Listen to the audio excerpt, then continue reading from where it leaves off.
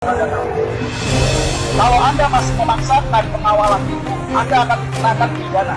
Anda akan dikenakan pidana. Salam Pancasila, salam penegakan hukum. Hai sahabat Rumah Pancasila, ada sahabat Rumah Pancasila dengan akun TikTok Sinukaban yang mengirimkan sebuah video mengenai seorang pemuda yang diberhentikan oleh polisi atau ditilang oleh polisi karena mengawal ambulan. Nah, berikut adalah videonya. Apa tujuan Anda mengawal ambulan tadi? Kan membantu berjalan. Memberikan pengawalan maksudnya. Punya kewenangan nggak kamu tentang pengawalan ambulan? Nggak ada, Pak. Nggak ada. Saya jelaskan. Ya. Anda sudah melanggar pasal 59. Ulangi.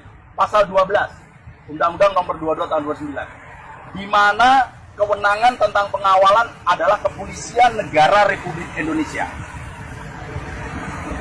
Ya, yang berhak mengawal adalah Kepolisian Negara Republik Indonesia. Jadi kalangan sipil, warga sipil tidak punya kewenangan melakukan pengawalan. Ya. Anda sudah menyalahi aturan, kewenangan. Ini yang harus Anda tahu. Kalau Anda masih memaksakan pengawalan itu, Anda akan dikenakan pidana. Sebelum kita tanggapi video tersebut, mari kita bacakan komentar-komentar dari netizen terlebih dahulu. Yang pertama ada komentar dari Bima66.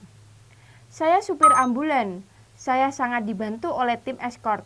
Selamat berjuang tim relawan. Dan komentar yang kedua dari Agung Budi. Mungkin maksud adik ini memberi kemudahan ketika ambulan lewat jalan macet. Terkecuali bila dari awal jalan dia ngawal ya salah. Mudah-mudahan ada solusinya ya Dem.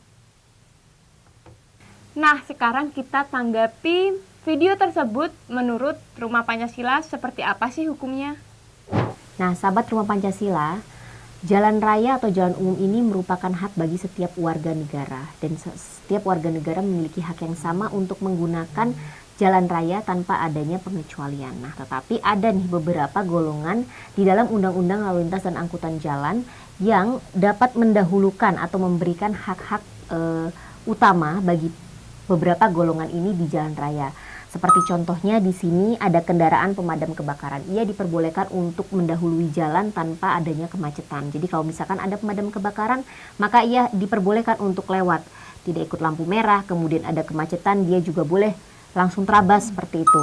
Kemudian ambulans yang mengangkut orang sakit, kemudian kendaraan yang memberikan pertolongan pada saat kecelakaan lalu lintas, ada juga iring-iringan pengantar jenazah, kemudian konvoi dan atau kendaraan untuk kepentingan tertentu menurut pertimbangan petugas dan kepolisian.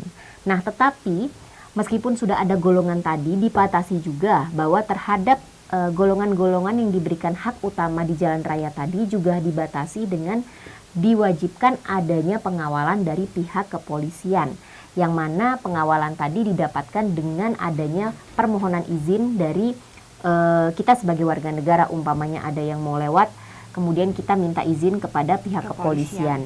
Tetapi di sini juga menyatakan bahwa jika dalam keadaan mendesak ya, misalkan dalam kecelakaan lalu lintas itu tidak dapat atau waktunya tidak akan cukup kalau kita minta izin dulu ke pihak kepolisian, maka di sini ada kata-kata dikawal oleh petugas kepolisian negara Republik Indonesia dan atau menggunakan isyarat lampu merah atau biru dan bunyi sirene. Jadi misalkan untuk kecelakaan lalu lintas yang membutuhkan waktu cepat untuk dapat sampai agar si korban kecelakaan tadi dapat segera ditangani, maka tidak perlu untuk melakukan pengawalan polisi dan izin kepolisian dulu karena kasihan pasiennya, keburu sakit, keburu tewas nanti ya.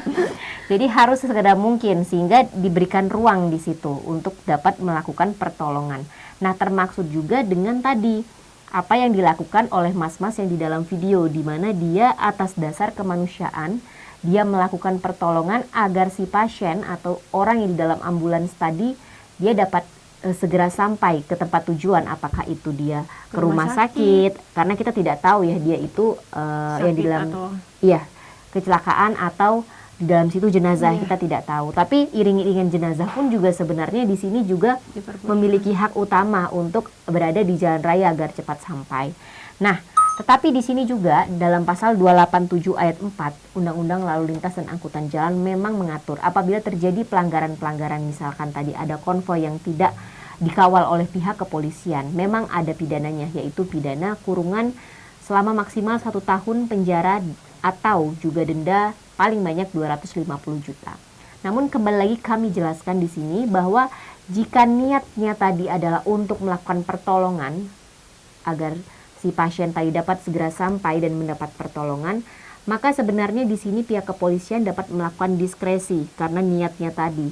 Kecuali mas-mas tadi memang melakukan konvoi dengan tanpa adanya pengawalan polisi atau dia mengawal tanpa adanya izin untuk niat yang misalkan ugal-ugalan atau balap liar di jalan, itu jelas sudah melanggar aturan dan tentu saja mengganggu ketenangan dari pengguna jalan lain. Tetapi jika niatnya tadi adalah untuk menolong dan atas dasar kemanusiaan, kami rasa pihak kepolisian dapat melakukan diskresi untuk tidak melakukan atau menahan daripada mas-mas tadi, seperti itu.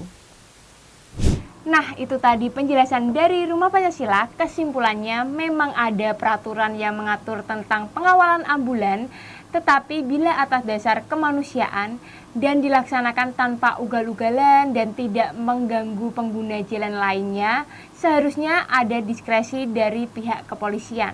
Semoga informasi dari Rumah Pancasila dapat mengedukasi dan memberi informasi untuk sahabat Rumah Pancasila, dan selalu jangan lupa buka mata, buka telinga, dan buka hati. Salam Pancasila, salam penegakan hukum. Doa untuk bangsa.